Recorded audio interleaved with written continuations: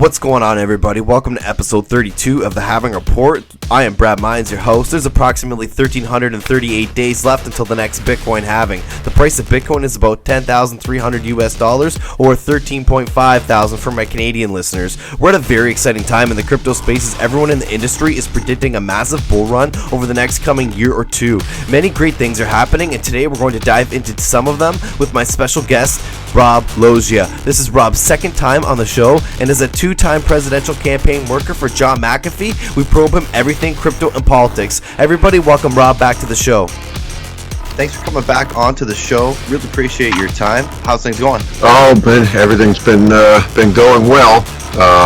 So we live in a burning world, but I've been keeping busy. Yeah, you know what? Sometimes the best thing to do is just focus on yourself in times like this. Try to improve yourself. I know a lot of people obviously off work, not myself, but with that extra time staying at home, trying to keep busy, do healthy activities, all definitely helps ease the mind during this crazy 2020 we've had so far. I thought we could start off with you telling us a little bit about yourself for the people that may not know who you are. Sure. Well, I am Rob Loggia, although the media has reported me as Rob Beneficto Pacifico Juan Maria Ramirez Loggia, one of my little Phillips. I enjoy that one because it's a nice demonstration of how little research goes into what they're printing for you. So maybe you want to have a grain of salt when you're reading what they print. I've done political work. I was on both of John McAfee's campaigns for president, was the campaign manager for the second campaign, and I do a lot of work in the cryptocurrency field, also with John. Can you maybe expand a little bit with your relationship with John McAfee and why he's chosen you to be his right-hand man in many cases and have you as his campaign manager? Well, yeah, I can't speak for somebody else,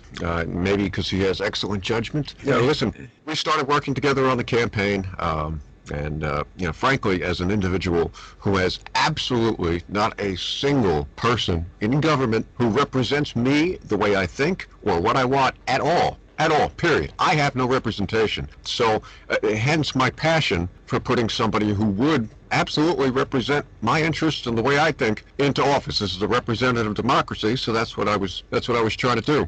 You know, we see some things in the same way, and we certainly get along very easily. We have a lot of fun. In fact, when we're together, it's kind of hard to get shit done, but so I'm sure that plays into it. But as to why he wanted to work with me, you'd have to ask him that. Fair enough. Maybe one day I'll get that opportunity. Now, you mentioned having John McAfee is a representative democracy. He very much represents your views more than other politicians in government today. I mean, I've been talking to some other people in the space, and some of the ideas that come out with like just technology with the phones in our hands and the technology we have with blockchain, I think there's going to be a lot of tools made, especially on the Ethereum network, that allow us to have a more direct democracy. Is that something that you would aspire to, or do you like the representative system? Well, what day of the week is it? Fair enough, man. I mean, that is one that has torn me since I started thinking about it, and I started thinking about it, oh boy, I must have been 15, so that's a long time ago. I'm 43 now. This is a tough one. In a world full of people who put effort into thinking. Obviously, I would be in favor of pure democracy. Everybody is entitled to a say of how this planet is administrated in the different parts of this planet, because every single person has the exact same right to be on it as another. You know, none of us asked to be born, dude, okay? And we were all born to a woman and a man and maybe soon a test tube. But the bottom line is that you cannot claim any greater right to this planet than me. Part of the problem we have is that all these people are all trying to do that. They're all trying to say, well, you know, you're not as important. Oh, well, hold on. Back up a second there. I am, okay? However, we have seen, I think, maybe this year more than ever, the dangers of the mob. And, this year has had shades of the late 1700s in France, which is an ugly period. It has had shades of Salem and the witch hunts of the 1600s here. Just really, really bad shit. And it reminds you the damage that an uneducated and really interested in being correct. Forget, everybody thinks they're right. I'm talking about correct in the way that they're thinking. What that means to people trying to get things done, people trying to build a life, people trying to make a corner of the world their own. So, I have to say, in the current climate, what can only be called a population full of knuckleheads, I'm not sure that I can get behind direct democracy, if you understand my meaning. Right. I'm just wondering if we were to vote on more direct things instead of politicians, like, do you want marijuana to be legalized? I feel like if that went to a vote, that would be an overwhelming majority. Probably people vote for that to be legalized. But I see what you're saying, though, like the dangers of having uneducated people having too much power. But I mean, that is a tough one. Like you said, like there's a lot of smart people in the world that have great ideas that these ideas can't come out because of people that are holding us back in many ways. So, like when you talked about the mobs and the riots, so do you generally disagree then with Black Lives Matter and their movement, or where do you stand on that? Oh, absolutely not. Nobody. I don't. Police work may be important to a functioning society. I don't deny that it is, but the way that police work is done in our society is a disgrace. I guess where I have a problem with it is that if we become what we are trying to defeat, and people make all kinds of excuses for that. They always have some excuse or another why, in their case, poor behavior is justified. Well, look at all the things that have happened to me. Well, man, if I told you my life story, okay, shit, I should be allowed to go fucking kill half the planet. All right, but that's not the way, that's not the way you carry yourself in this world. That's not the way we approach things. That's not being the better person. So, we all have grievances, and many of them are legitimate. Many of them are, cover subject matter which is disgraceful. And, there is no denying that black people have had disgraceful treatment at the hands of police. So have white people. So have Hispanic people. So have women. In Australia, a pregnant woman was just dragged out of her home because she was organizing a protest. Well, that's mistreatment. Okay? We know all the things that have happened because they're very well documented in a lot of cases. So I'm not an apologist for any of it. It's hard for me. It's hard for me, dude, because I can't ever take a side. And whenever I go to look to take a side, I find that both sides are full of people that are full of shit. And you can't get behind 100% what they're doing. Now, in the case of Black Lives Matters, I see the movement and I see the group. I'm totally not with the group. With the group, okay? The people that call themselves trained Marxists are not people that I'm looking to work with. I will hear what they have to say, but I can give them many reasons why their viewpoint is not going to fly as long as people like me are alive. It's simply something that is beyond the pale and cuts back to what I was originally saying, that you don't have any more right on this planet than I do. And so for somebody to say we're going to designate everything that you receive is unacceptable to me. I know some people see it differently, but that's my viewpoint. As far as the people that are angry and marching, and the majority of them are doing so peacefully, I'm 100% behind that. Getting out in the streets and not being afraid to have your voice heard is an important part of a functioning democracy, and these people have every right to do it. I worry when I don't see as much of a rejection of that nasty element that shows up. And I think there's sort of a wink and a nod, and this isn't something that has to do with the left, because you see it plenty of times on the right. People on the right, the white supremacists, whatever you want to call them, get the wink and the nod from people that don't necessarily engage in that behavior themselves. But it's numbers, dude. It all comes to numbers. And at some point, people are faced with a decision. Do I accept this support and increase my numbers and power, or do I reject this support because it's ethically called for to do so? And I think, unfortunately, most people make the wrong choice. And so what we have is the situation where the peaceful protesters are now included in with the violent ones.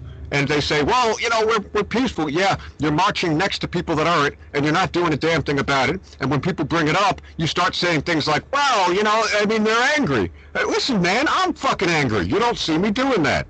And the minute we excuse it, The minute we say it's okay for everybody to do that when they're angry, and then that, that's fine. Just tell me the rules. But then we have no society. I've got news for you. Yeah, I mean, there's got to be some sort of middle ground. I get where you're coming from. Like, you don't believe in the destruction of our society. I think I've seen a Martin Luther King quote floating around, something like a riot is the voice of the unheard. Not to justify any sort of violence or rioting or anything like that, but just like you said, they're coming up with things and ways to justify all these things that are happening. In terms of like the reform, I see a lot of the reform needs to be done.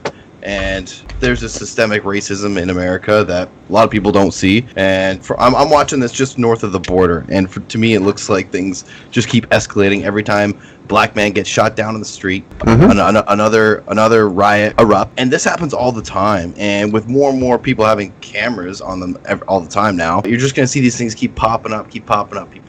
Is that a force? That's got to be a force in itself. Like, citizen journalism, seeing things on video, full point of views from everyone, have a video camera as the internet pulled the direction of culture. And like, that's what I see it. Like, a lot of people are waking up to the injustices, and in a lot of the times it's pushing them left because they see some of the things that you, like you said, are well documented that often come from the rich, I guess, to generalize. Listen, I mean, people are certainly entitled to that perspective, and are encouraged, I think, in the system to find ways to deal with it with their fellow citizens.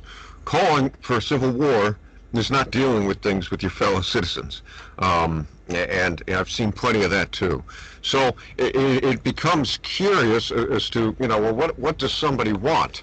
And if you say, if you start adding it up and you realize that there's nothing that will satisfy somebody, it becomes a little hard to take them seriously. So one of my sort of throwbacks when somebody's criticizing something is to say to them, okay, well, then what would you suggest in its stead? What is your alternative? Or, even more to the point, what would it take to shut you up? And you would be surprised how many people airing a grievance cannot answer that question in any sort of credible way. And I think what it speaks to is just that, they're acting purely out of the dark side of our emotional range. And they haven't given any thought to the creative side of the our emotional range, because we all have both. Every single human being is blessed with both. Some of us just shut one or both of them off. And again, it becomes very difficult to take somebody seriously. So if you can't articulate a way that we could do better, really all you're doing is throwing gripes, okay? And what I think it boils down to is that in a lot of these cases, what we call deep endemic problems are laws of nature, man. I mean, why do you think we still keep having sexual harassment problems in the workplace? Is it something endemic to workplaces? Is it something endemic to corporate America? I would suggest to you, we're always going to have problems with that because sex is involved with everything. And, we can legislate and try to make it less, but some people just don't know how to behave themselves with another human being in a respectful way. And, they don't understand, these are the guys or the girls or whatever that don't look on somebody's finger to see if they're wearing a wedding ring. Then you drop somebody like that in the workplace, and they can create a problem. That keeps happening again and again and again. We have all of these education modules, and we have all of this, it's seen everywhere that this is the wrong thing to do. And yet it continues to happen. And why? Because we're up against the law of nature.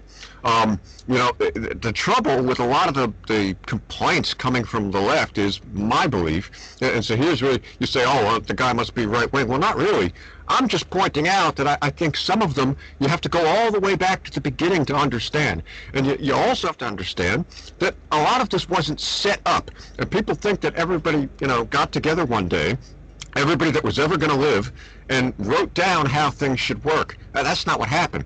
All of world society right now is the product of organic development over time. Things were put where they made sense at the time, and maybe they don't make sense now, But that's how it got there. And the reason it got there, it probably has something deeply to do with human nature.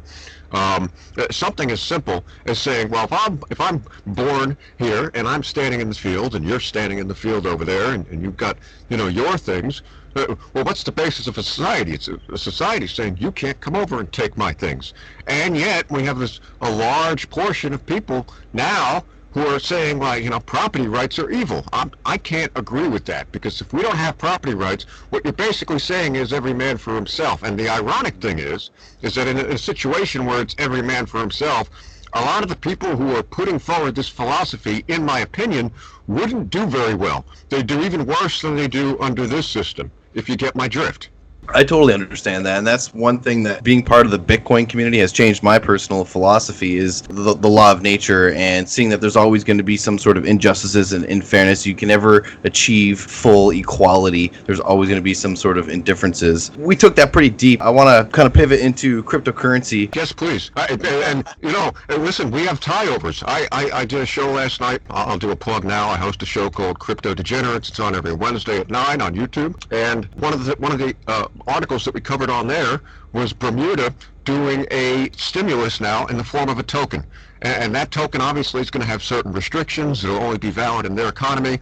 But they're going to be helping their citizens directly and immediately by issuing a tokenized asset with particular functions within an ecosystem, not disrupting their economic, basis, their foundation currency, not disrupting anything else. They're not just printing money. And they're going to be doing this for their people right away. Now, that's fantastic news that's blockchain related and ties into what we were talking about, making the world a better place. Yeah, no, and I've seen several other projects, and a couple other people on the show were talking to me about, like, I guess there's this Liberland in Europe that they're talking about implementing, like I was talking about direct democracy, like through using blockchain technology. That's really exciting stuff. What in particular, like besides that, where are some of the other more exciting things you've seen in the cryptocurrency space as of late, maybe in the last few months? Well, as we know, it's gotten weird. A lot of the projects that took in money in 2017 with the big burst are now, the ICO boom, they don't have any money anymore. And we're starting to see which ones of these projects use that money to build a foundation, and which ones just bought, Lambos and penthouse apartments and such. Because the ones that did the latter are going out of business or are going dark on Twitter. You can go on Twitter right now, and I actually was working on another project which caused me to look at some of these Twitter accounts.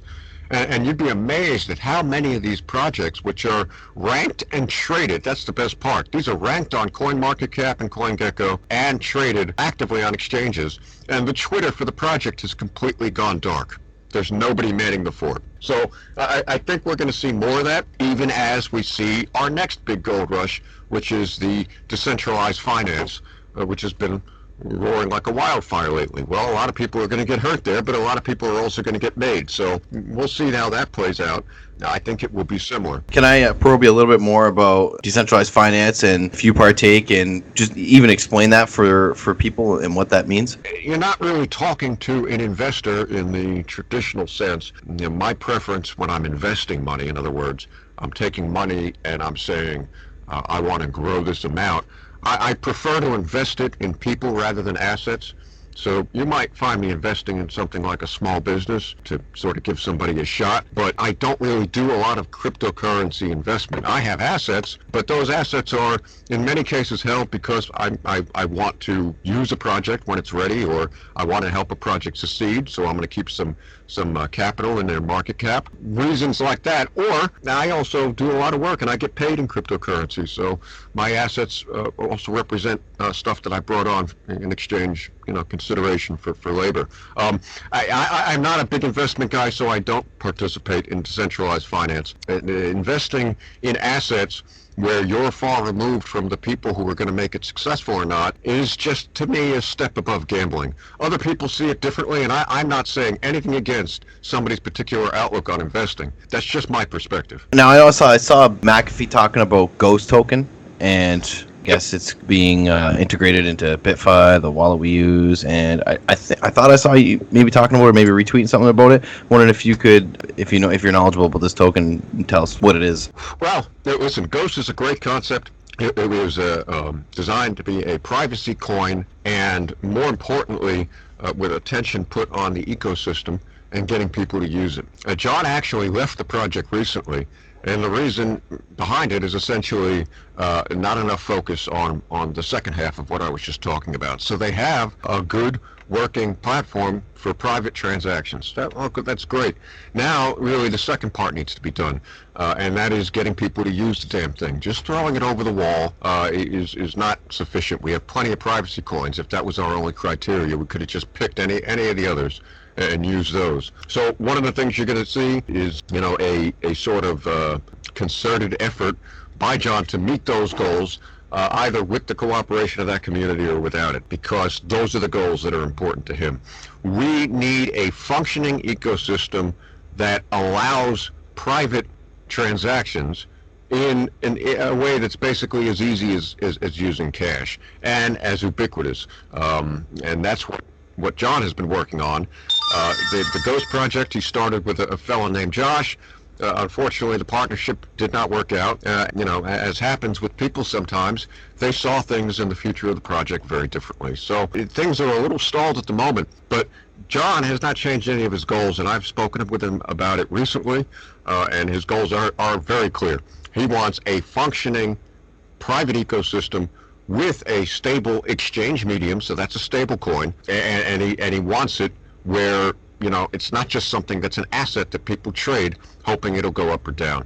And most of the volume, as he's pointed out on any number of interviews, much of the volume in the cryptosphere is on stable currencies, and we can all understand why. These are not investors. People are not, maybe they invest, maybe they're holding their quote-unquote winnings in the stable platform, and they're taking it out to invest, but while they're moving it around in that stable platform, they're not investors, they're users.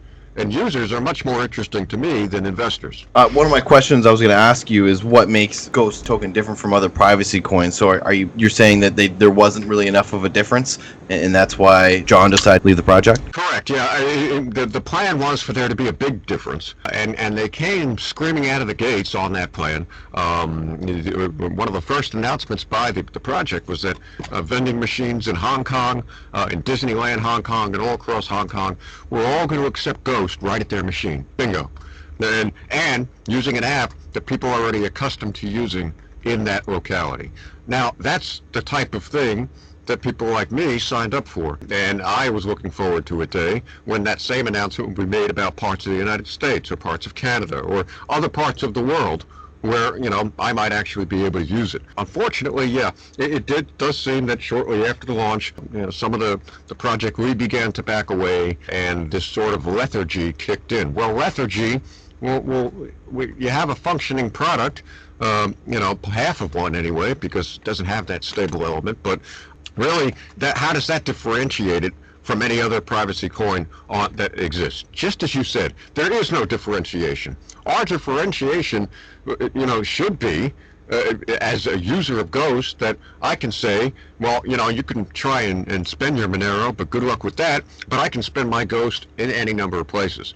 That was really the important part of John's vision, and the part that we're still going to implement one way or the other. We're going to find a way to make that happen. It's being worked on now. Yeah, no, that's why I really appreciate his philosophy and focus on privacy. I think it's very important in this world, and he's obviously one of the best guys in the world to lead that front, right? So that's why I like following him and see what he's talking about and see what you guys are working on all the time. Now, are you involved with the McAfee DEX as well? No, in fact, I wasn't directly involved with Ghost, and the DEX I was not working on. One of the projects that I am involved on is the Ghost eSIM is what we were calling it. I'm not sure what it'll be called now, but essentially new phones support a format called eSIM, and it allows you to get service from a provider without a SIM card, and all they have to do is send you a barcode after you've paid. You scan the barcode or have integrated into your phone, and now you have service, just as if you put a SIM card in your phone. And John has been working with a bunch of companies, telecom companies, etc. And what is being set up is a network of many servers, many relays, and a bunch of different security mechanisms that will basically give you private data to your phone, where your location can't be tracked and everything is wrapped end-to-end in encryption. And data only, no voice, but still a very important service, considering that any place you access data, whether it be a Wi-Fi hotspot or the satellites or the towers, anything can tell your location. So the phone service is going to be the first one that I'm aware of that will allow you to connect, get what you need when you're out on the road, and not be tracked. And what's the name of it? It's the McAfee Ghost Phone Data Service. I'm not sure I'd get too attached to the name. The situation with Ghost has to play out now, but right. The phone data service remains a go. I'll send you the website afterwards. Man, I know, and I've seen John talk about that in the past too. He's always had this privacy phone idea for years now, if I'm not incorrect there. But now I know you partake in the Crypto Tonight show.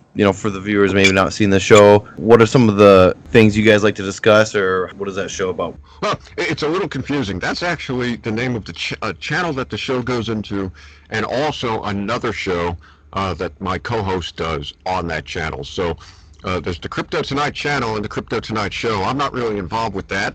I do the Crypto Freak show and the Crypto Degenerates. Now, they're two different shows. Crypto Freak Show, I do them both with the same gentleman, Guy Darko, from Australia, living right now in lockdown Melbourne. I feel terribly bad for him, but he's a very funny guy and a great, engaging, a good match for my personality. I tend to be a little less willing to do tricks for the audience, I guess. So Darko's a great co-host. On the Crypto Degenerates, we kind of do, on Crypto Freak Show, we kind of do what you're doing now, and we try to get on industry guests, and we'll talk to them about their project, we'll talk to them about cryptocurrency in general, really whatever they want to talk about. The theme for both shows is to make cryptocurrency fun.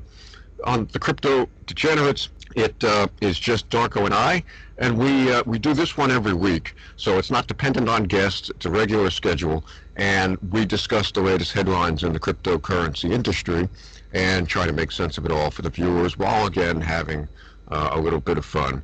Maybe beyond the line for some people, but other people seem to like it. Yeah, no, it's definitely a unique show. There's a space for everything, and I would even... It's context. So when I'm in context on that show, I really don't sound much like I do now with you.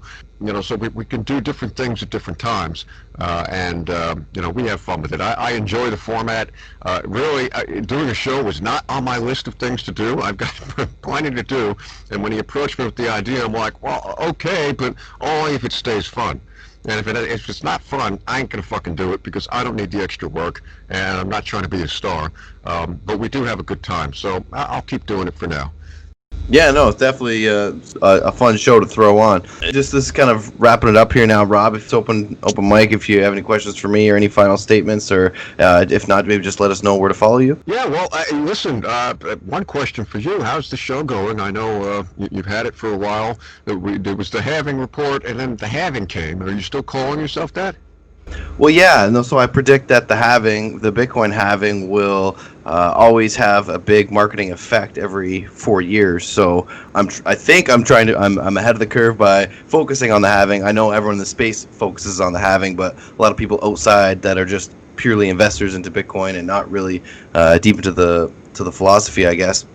They don't really get the halving, so I'm just kind of bring focus on it. I like keep it consistent where I kind of open up with the prices and how many days left until the next Bitcoin halving. So I predict Bitcoin to be always the number one crypto for the foreseeable future. So once kind of that, I felt more confident with picking solely a Bitcoin name, Bitcoin focused name. And in terms of how it's going, it's going pretty good. Actually, people are pretty generous, man. Like, Twitter is actually a really awesome outlet, and I wish I used it more often earlier in my life. Just being able to be able to connect with people from all over the world and have them come onto the show. I've slowed down. It's It's really hot weather right now in the summertime in Canada, so I've been trying to make the best of that during the summer, so I haven't done as many shows in the summer, and I didn't want to compromise the quality. I'd rather just, take a couple weeks off and then come back when I'm ready again. I do work a different outside job too, so to be able to do both all the time every week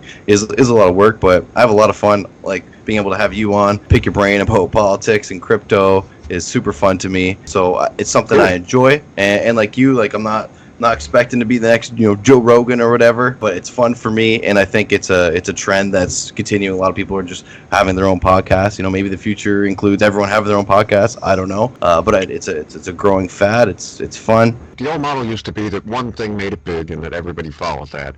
And I think that we all see the writing on the wall. The model's been dead for a while. And what we have now, look at Netflix and how they're providing entertainment. They're throwing a bunch of stuff out and seeing what sticks. And it doesn't need to be that everybody likes it. As long as some people like it, they'll keep providing it. I think that a future where we have more entertainment choices and maybe liked by smaller audiences, the monetization will shift for those people that need it. Once the industry completes the shift, the monetization will follow. That's just the way things work. I know a lot of smaller acts have a hard time monetizing now. And, what's nice to see is that that's not stopping them, because that should not be, I don't think, your primary motivation to want to talk to people and get out in front of people. If it comes, that's nice. I don't think, you have to be an idiot to turn it away. But on the other hand, is it a necessary component to making doing something like this a worthwhile activity? Absolutely not. In fact, I've seen since the pandemic began, and I've been yelling about it a lot because I don't like the way it's been handled. And people, I've seen my audience drop. Well, I don't give a fuck. I'll keep telling the truth as I see it. And if you don't want to listen to me, well, good on you. I'd prefer somebody like that stick around and try to discuss it. But these days, the answer to disagreement seems to be, well, I'm just going to shut you off. And that's one of the reasons we're getting nowhere, dude. It's unfortunate. So I like to see, people trying to break through and say, no, I'm going to sit with another person. I don't even need to agree with that other person 100%. And we're going to have a civilized discussion and try to get somewhere. If there's hope, this is the hope. I 100% agree with all of that. And I'm blessed. If someone said before I started my podcast, you're never going to make any money, but you'll get to talk to, Rob Loggia and all these other people, then I would say, hell yeah, I'll still do it, right? Like, it's being able to speak and learn from different people, get those different perspectives. Like I said, getting into Bitcoin changed my philosophy quite a bit to have more libertarian views, obviously, where I was always more left-leaning, I guess, since I came out of political science university, but now I have mixed views on things. Join the club. I started my journey all the way subscribing to a socialist newspaper in college, okay? And then went straight into, well, maybe we need a fucking king because, shit don't seem to be working very well. And I've worked back down from there to basically where I am now, which is probably most in line with the libertarians, although in the name of social coexistence, I do think we need to find answers to a lot of the things the left brings up. And unfortunately, that's where some of my libertarian brethren check out. So I'm not one of those libertarians. I still want to hear, what it is people need fixed. And what they need to hear is maybe it's not going to get fixed in the way that you want, but let's at least start to work together on solutions. That's my view. Yeah, 100%. And I bet you many times where people think they're such in disagreements with one another, you sit down, you have a civil conversation, and you can make an agreement on something reasonable. So I appreciate that. Appreciate you coming on this will be episode 32 of the Halving Report, Rob. Again, thanks for coming on, Rob. Can you just let the listeners know where to follow you?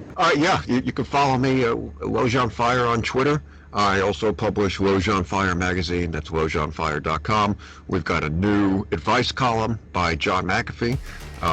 And it's direct advice without any moral judgment. And if you ask a question and John selects it, you're going to get an answer. You're not going to get told what he thinks you should do. He's going to give you practical advice. So we're having fun with that too. Anybody can send in a question. Just go to the website and maybe you'll be selected. John will give you an answer. You can do it anonymously, right? Like you guys will post a completely different name. Oh, all of them are, because we don't want to dox anybody. And in fact, it's pretty cool. I hooked up to a generator that generates faces of people that don't exist. So not only does everybody get an automatically generated fake name, but they also get an automatically generated fake face. I think we're the first ones doing that. It's pretty cool. Okay, well, thanks again for your time, Rob. You heard him. Go to LoggiaOnFire.com and you can get free practical advice from McAfee himself. Thank you all for tuning into episode 32 of the Halving Report with myself, Brad Mines, and our special guest, Rob Loggia. We'll see you next time. Please hit the like and subscribe button and show your support in the comments below.